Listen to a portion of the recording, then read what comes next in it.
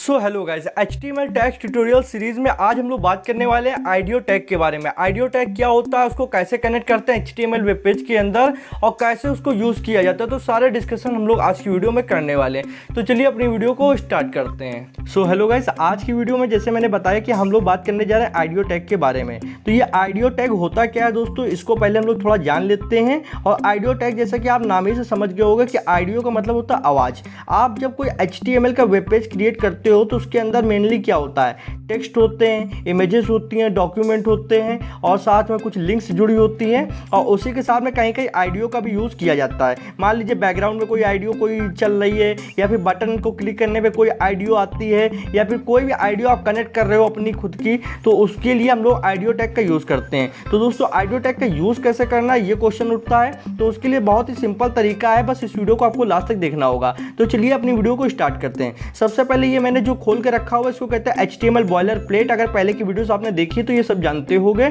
और यहाँ पे हम लोग सारी कोडिंग जैसे कि बॉडी टैग के अंदर करने वाले हैं और यहाँ से हम लोग अपना प्रीव्यू देखेंगे। तो दोस्तों ये कौन सी एप्लीकेशन है, किस एप्लीकेशन में कोडिंग कर रहे हैं, तो ये बहुत ही बढ़िया यहाँ पे एप्लीकेशन है एंड्रॉइड के लिए। इसका पूरा ट्यूटोरियल हमने बना रखा है, डिस्क्रिप्शन में लिंक मिल जाएगी। अभी इसको प्रीव्यू देखते हैं। तो यहाँ पे कोई भी कोडिंग मैंने नहीं करके रखी हुई है। तो सबसे पहले हम लोग एक आइडियो को लेके आएंगे, कोई भी आवाज़ आप लेके सकते हो जो अपनी वेबसाइट में यूज़ करना चाहते हो। तो यहाँ पे देख सकते हो अभी मेरे पास सिर्फ एक index.html की फाइल पड़ी हुई है जिसमें हम लोग कोडिंग कर रहे हैं। तो सबसे पहले हम लोग यहाँ पे एक फोल्डर बनाएंगे। फोल्डर किस नाम से बनाना, आइडियो नाम से, क्योंकि जितनी भी आइडियोज होंगे उनको हम लोग एक फोल्डर के अंदर रखेंगे। ऐसा मतलब होता है कि एक प्रोफेशनल तरीके से आप वेबसाइट बना रहे हो तो उसको फोल्डर के अंदर सारी कंटेंट को रखना पड़ता है। तो चलिए यहाँ पे एक फोल्डर को बना लेते हैं। सबसे पहले हम लोग क्रिएट कर लेंगे यहाँ पे फोल्डर को। तो आइडियो नाम से मैंने एक फोल्डर क्रिएट कर लिया है। अब इसके अंदर आपको वही सॉन्ग, कोई भी आइडियो या फिर कोई भी सॉन्ग जो आप इसमें लगाना चाहते हो वो लगा सकते हो। तो मेरे पास एक नॉन कॉपीराइट सॉन्ग पड़ा हुआ है, वो मैं आपको लगा के दिखाऊंगा जिससे इस वीडियो में कोई भी प्रकार का कॉपीराइट क्लेम नहीं आएगा। तो यहाँ पे आइडियो में हम लोग जाते हैं और यहाँ पे एक इंपोर्ट फाइल पे क्लिक करते हैं। यहाँ पे एक ऑप्शन आपको दिख रहा होगा इंपोर्ट फाइल, इस पर क्लिक करना है। क्लिक करने के बाद में हम लोग जाएंगे आइडियो पे और आइडियो पे जाने के बाद में दोस्तों यहाँ पे कुछ आवाज़ें यहाँ पे मेरे पास पड़ी हुई हैं NCS म्यूज़िक की। तो चलिए उन्हीं को हम लोग यहाँ पे यूज़ करने वाले हैं। तो यहाँ पे बहुत सी म्यूज़िक है, उसमें से मैं किसी एक को चूज़ कर लेता हूँ, फिर आपको दिखाता हूँ। सो गाइस, हम लोग इस वाले आइडियो को यहाँ पे वेब पेज के अंदर लगाएंगे। तो इसको हम लोगों ने कर लिया चूज़। जैसे ही करोगे तो यहाँ पे एक फाइल आ जाएगी। अभी ये फाइल आपकी ओपन नहीं होगी क्योंकि यहाँ पे आपको रीनेम करना होगा। 3 डॉट पे इसके क्लिक करना है, ध्यान दीजिएगा इसी के 3 डॉट पे क्लिक करिएगा, इस फाइल वाले के, ठीक है। 3 डॉट पे क्लिक करना है, उसके बाद रीनेम करना है। रीनेम पे यहाँ पे दोस्तों हम लोगों को क्या रखना है, यहाँ पे सिंपल सा छोटा सा नाम रखेंगे। जैसे कि यहाँ पे हम लोग रख लेते हैं mono.mp3। तो यहाँ पे ध्यान दीजिएगा जो MP3 लिख रहे हो ये एक्सटेंशन देना बहुत ही जरूरी होता है। आप यहाँ नाम में तो कुछ भी लिख सकते हो, अपना नाम लिख लो, अपने पड़ोसी का नाम लिख लो, कुछ भी लिख सकते हो, पर मेरे हिसाब से आप छोटा नाम लिखिए, आपको फाइल में लगाने के काम आएगा। और यहाँ जो .mp3 दे रहे हो ये आपको ध्यान रखना है कि इसकी इंस्टेंशन क्या है। मेनली आपकी जो आइडियोज होती हैं वो MP3 में होती हैं और आपकी एक वेव आती है, वेव नाम से एक इंस्टेंशन आती है, उसमें होती है, एक ORG आती है। तो आपकी जो ज़्यादातर सपोर्टेड होती है वो MP3, ठीक है। तो मैंने यहाँ पे mono.mp3 इसका रीनेम कर लिया है। अब अगर इसको प्ले करेंगे तो यहाँ पे ये आइडियो आ जाएगी और ये प्ले हो जाएगी। तो दोस्तों अब इसको कनेक्ट कैसे करना है वेब पेज में, तो अभी मैंने यहाँ पे कोई कोडिंग नहीं करी है। चलिए स्टार्ट करते हैं कोडिंग। और यहाँ पे सबसे पहले हम लोग यूज़ करेंगे आइडियो टैग के बारे में। आइडियो टैग लिखने के लिए यहाँ पे सबसे पहले हम लोगों को यहाँ पे लेस देन और ग्रेटर देन के बीच में आइडियो लिखना होगा और ये आइडियो टैग ओपन हो चुका है, ठीक है। अब आइडियो टैग ओपन होने के बाद हम लोगों को यहाँ पे सोर्स टैग ओपन करना होगा और इसका एक SRC देते हैं। SRC का मतलब भी सोर्स होता है जो कि यहाँ पे एट्रीब्यूट के रूप में यूज़ हो रहा है। अब यहाँ पे हम लोगों को क्या देना है, डबल कोटेशन मार्क के बीच में हम लोगों को क्या चीज़ यहाँ पे भरनी है आप सोच रहे होगे। तो यहाँ पे आपको उस फाइल की लोकेशन भरनी है जो आपने दी है। तो फाइल की लोकेशन देखते हैं। सबसे पहले फाइल हम लोग की आइडियो फोल्डर के अंदर है, फिर उसका नाम है mono.mp3। तो हम लोग सबसे पहले फोल्डर का नाम वहाँ पे देंगे। तो फोल्डर का नाम क्या है, फोल्डर का नाम है आइडियो। तो सबसे पहले हम लोगों ने फोल्डर का नाम दिया, उसके बाद बैक स्लैश लगाया। अब इसका नाम देते हैं mono.mp3। तो यहाँ पे जिस तरीके मैं लिख रहा हूँ सेम आपको लिखना है। मैंने उसके पाथ की लोकेशन दे दी है। अब उसके बाद में यहाँ पे टाइप बताना है कि किस टाइप की आपकी फाइल है। तो टाइप लिखेंगे। टाइप लिखने के बाद इस एट्रीब्यूट के अंदर हम लोगों को बताना है फाइल किस तरीके की है। तो मेरी फाइल है MP3। तो ये बताने के लिए इसको कैसे लिखा जाएगा कि MP3 फाइल है, तो लिखना होगा आइडियो। आइडियो मतलब आवाज़, आइडियो और बैक स्लेस आइडियो जो की है MP3, तो MP3 तो यहाँ पे ये लिख दिया। तो देखिए सबसे पहले हम लोगों ने क्या किया, सबसे पहले आइडियो टैग ओपन किया, फिर सोर्स टैग ओपन किया, फिर उसके अंदर SRC मतलब सोर्स एट्रीब्यूट यूज़ किया, फिर हम लोगों ने लोकेशन दे दी कि कहाँ पे हमारा सॉन्ग है। तो मेरा आइडियो फोल्डर के अंदर सॉन्ग है जिसका नाम है mono.mp3। तो यहाँ पे मैं मोनो का डबल बार हो गया, इसको हटा देता हूँ mono.mp3। और उसके बाद में मैंने टाइप लिखा है कि किस टाइप की फाइल है, तो मैंने लिखा audio.mp3। जो आइडियो फाइल है वो MP3 है, ठीक है। इतना लिखने के बाद हम लोगों को यहाँ पे आइडियो टैग बंद करना होगा, जिसको हम लोग बैक स्लेस लगा के यहाँ पे क्लोज कर दिए। अब अगर इसको आप प्ले करोगे तो अभी आपको यहाँ पे कुछ भी शो नहीं होने वाला है। कहोगे भाई मैंने आइडियो टैग यूज़ किया तो क्यों नहीं आ रहा है, तो इसके लिए हम लोगों को कंट्रोल्स देने पड़ते हैं। कंट्रोल्स का मतलब क्या होता है कि आप आइडियो को प्ले कहाँ से करोगे, आवाज़ को कम ज़्यादा कहाँ से करोगे, म्यूट कहाँ से करोगे, वैसे कंट्रोल्स देने के लिए हम लोगों को यहाँ आइडियो टैग के बाद में यहीं पे ब्रैकेट बंद ना करते हुए हम लोगों को लिखना होगा कंट्रोल्स। तो यहाँ पे कंट्रोल्स एट्रीब्यूट का यूज़ किया। अब यहाँ पे देखिए कि कुछ इस तरीके की फाइल आ चुकी है और यहाँ से हम लोगों के पास सारे कंट्रोल्स आ चुके हैं। यहाँ से आप पूरे आइडियो को कंट्रोल कर सकते हो। अगर यहाँ पे क्लिक करोगे तो आइडियो प्ले हो जाएगी। यहाँ से आप वॉल्यूम को कम ज़्यादा कर सकते हो, यहाँ से आप म्यूट कर सकते हो और यहाँ से आइडियो फाइल डाउनलोड भी की जा सकती है 3 डॉट से। ओके, और भी बहुत चीज़ें जो भी मैं आपको बताने वाला हूँ। तो सबसे पहले इसके आइडियो को प्ले करके सुनते हैं कि आइडियो आ रही है या फिर नहीं आ रही है। तो चलिए मेरे साथ आप ध्यान से देखिए कि मैं इसको कहाँ पे टच करता हूँ, कहाँ पे ये प्ले होती है। यहाँ पे मैंने इसको प्ले किया और आप देख सकते हो कुछ इस तरीके की आवाज़ आ रही है। तो आपको ये आवाज़ कम ज़्यादा आगे पीछे भी कर सकते हो। अगर आप उसकी मतलब इसको बढ़ाना चाहते हो कि मुझे 5 सेकंड आगे की सुननी है तो इस तरीके कर सकते हो, 10 सेकंड आगे सुननी तो इस तरीके कर सकते हो। और इसको अगर आप चलते चलते म्यूट करना चाहते हो, मान लीजिए मैंने प्ले किया और ये आवाज़ आ रही है तो इसको मैं यहाँ पे म्यूट कर दिया। तो ये जो आप बटन देख रहे हो यहाँ पे इस वाली बटन से इसको म्यूट किया जा सकता है। इससे इसके टाइम स्टैम्प को आगे भी बढ़ाया जा सकता है और पीछे भी घटाया जा सकता है, ठीक है। तो कुछ इस तरीके के ऑप्शंस मिल जाते हैं। और आइडियो को जैसे यहाँ पे हटा देंगे तो यहाँ फिर अनम्यूट हो जाएगी। तो इस तरीके से आइडियो को यहाँ पे पॉज प्ले किया जा सकता है। तो ये सारे कंट्रोल्स मेरे आ चुके हैं। चलिए मैं आपको दिखाता हूँ कि इसमें और एट्रीब्यूट कैसे यूज़ किए जा सकते हैं।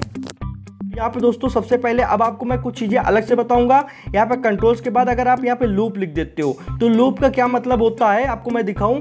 अगर यहाँ पे ये जो आपकी आइडियो है ये पूरी 2 मिनट 51 सेकंड की है और 2 मिनट 51 सेकंड पूरी खत्म हो जाएगी तो अपने आप ये दोबारा से स्टार्ट कर दी जाएगी। मतलब एक बार खत्म होने के बाद में लूप का मतलब होता है दोबारा स्टार्ट कर देना। तो चलिए आपको लाइव दिखाता हूँ कि कैसे ये चीज़ होने वाली है। तो सबसे यहाँ पे इसको प्ले करते हैं। प्ले करने के बाद में इसकी आइडियो को यहाँ पे हम लोग सिलेक्ट कर देते हैं लास्ट पे कुछ सेकंड पे और यहाँ पे उसके बाद में इसको इंतजार करते हैं कि ये प्ले हो रही है कि नहीं प्ले हो रही है। देखिए दोबारा प्ले हो गई। फिर मैं आपको दिखाता हूँ। अभी इसके बाद यहाँ पे प्ले ऑटोमेटिक हो जाएगी। तो यहाँ पे देखिए 25 सेकंड 32 सेकंड 33 सेकंड जैसे 52 सेकंड होगा ये ऑटोमेटिक प्ले हो जाएगी। तो इसको थोड़ा लूप करते हैं जब तक यहाँ पे ये चल रही टाइमिंग। आप देखिएगा जैसे यहाँ पे 52 के पास आने वाला होगा ये ऑटोमेटिक से दोबारा स्टार्ट हो जाएगी। इसको कहते हैं लूप। लूप मतलब एक चीज जैसे ही खत्म होती है तो दोबारा से स्टार्ट हो जाएगी। तो चलिए इसको देखिए मेरे साथ।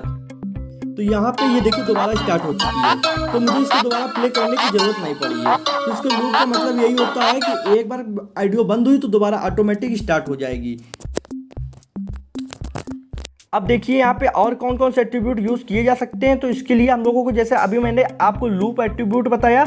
अब यहाँ पे अगर आप म्यूटेड लिख दोगे तो सबसे पहले म्यूटेड समझ लेते हैं क्या होता है। यहाँ पे मैंने अगर लिख दिया म्यूटेड तो यहाँ पे जैसे ही आप आइडियो को खोलोगे यहाँ पे अभी पूरी तरीके पहले म्यूटेड लिख देता हूँ और यहाँ पे जैसे इसको ओपन करूँगा तो देखिए ऑटोमेटिक स्टार्टिंग से ये म्यूट होके आएगा। पहले ये म्यूट होके नहीं आ रहा था। इसका मतलब क्या है कि जैसे कोई प्लेयर आएगा तो सबसे पहले ऑडियो को प्ले करेगा और यहाँ पे जैसे प्ले करेगा तो इसको देखिए मैंने प्ले किया तो यहाँ पे कोई आवाज़ नहीं आएगी क्योंकि यहाँ पे ये म्यूट है। जब इसको ये अनम्यूट करेगा तब ये आवाज़ आएगी। तो यहाँ पे आप समझ गए होगा कि म्यूटेड का मतलब होता है कि यहाँ पे इसको प्ले जैसे ही करोगे तभी आवाज़ आएगी। तो यहाँ पे म्यूटेड एट्रीब्यूट हटा देते हैं। अब हम लोग यहाँ पे एक एट्रीब्यूट यूज़ करेंगे जिसका नाम है दोस्तों प्रीलोड।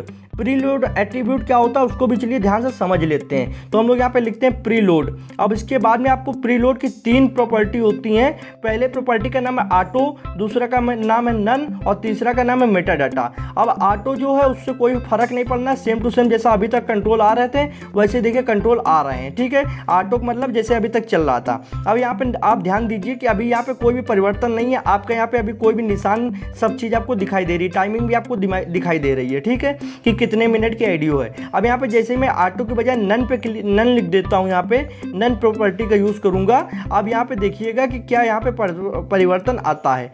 तो चलिए यहाँ पे नन यूज़ किया। अब आप देख सकते हो यहाँ पे आपको टाइमिंग नहीं दिखा रहा है कि कितने मिनट की आइडियो है, और ना आप अभी इसको म्यूट कर सकते हो। ये आप जब यूज़ कर सकते हो जब आप अपनी वेबसाइट पे कोई ऐसी आइडियो लगा रहे हो कि कोई आता है तो उसको ये ना पता चले कि कितने मिनट की आइडियो है। अब वो जब इसको प्ले करेगा तभी दोस्तों यहाँ पे ये आपको दिखाई पड़ेगी कि ये 2 मिनट 51 सेकंड की है। तो हो सकता है इसको अभी आवाज़ न सुनाई दे रही हो, क्योंकि मैंने आपको माइक लगा के ये वीडियो बना रहा हूँ। तो यहाँ पे जब इसको प्ले किया जाएगा तभी ये शो होगी। फिर से दिखाता हूँ, बैक आया। अभी देखिए यहाँ पे टाइमिंग शो नहीं हो रही है, ना आप इसको अभी म्यूट कर सकते हो। जब इसको कोई प्ले करेगा तभी इसकी टाइमिंग शो होगी, और यहाँ पे तभी इसको म्यूट किया जा सकता है। तो ये आप चीज़ सीख चुके होंगे। अब तीसरी प्रॉपर्टी क्या होती है? तीसरी प्रॉपर्टी का नाम है मेटा डाटा।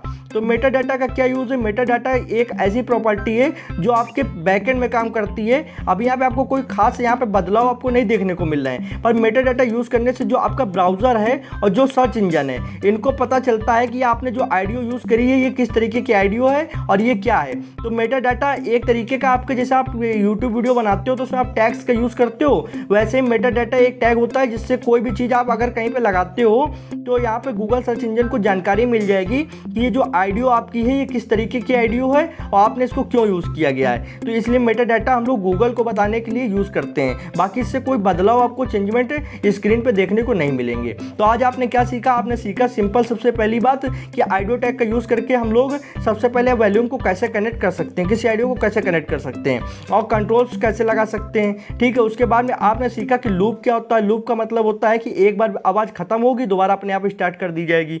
तीसरा आपने सीखा कि प्रीलोड एट्रीब्यूट का कहाँ यूज़ होता है, जिसमें मैंने आपको बताया कि नन एट्रीब्यूट अगर आप यूज़ करते हो तो आपको ऑटोमेटिक पहले शो नहीं करा जाएगा कि कितने मिनट की आइडियो है। ठीक है, और मेटा डाटा का यूज़ करते हो तो Meta data Google search engine के लिए होता है कि वो ये बताएगा कि ये जो आपने आइडियो यूज़ करी गई है ये किस तरीके की आइडियो है। तो आई होप आपको पूरी बातें समझ में आ गई होंगी और आप भी अपने HTML पेज में एक आइडियो सक्सेसफुली जोड़ पा रहे होंगे। तो दोस्तों अगर इतना कर पा रहे हो तो इस वीडियो को लाइक करके आप मेरी भी मोटिवेशन बढ़ा सकते हो, और चैनल को दोस्तों सब्सक्राइब कीजिए, बेल आइकन को प्रेस कर लीजिए, बिल्कुल फ्री है, जिससे आने वाली इंटरेस्टिंग कोडिंग लैंग्वेज की वीडियोस आप लोगों को मिलती रहेंगी। तो आज की वीडियो में बस इतना ही था। Thanks for watching friend. जय हिंद, जय भारत।